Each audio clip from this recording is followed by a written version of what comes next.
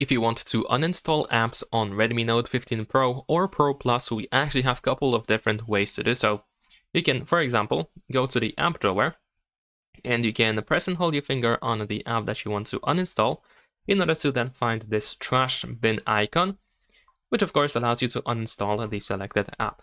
You can also press and hold and then drag the app to the top over here where we have this trash section, which also allows you to uninstall an app. Besides that, you can open settings, scroll down to find apps, and then on this list you can also go to whichever app you want to uninstall, and you can find the uninstall option at the bottom, as long of course as it is possible to uninstall that app. So you can tap over here and confirm that you want to do that. Last but not least, you can open security, and then in security open deep clean, and you should be able to find the uninstall apps option, which we can go over here, and then you can select whichever app you want to uninstall, and you can actually select multiple apps at once, and then you can confirm by using the uninstall button, and then of course press OK. So that's pretty much it. Subscribe to my channel.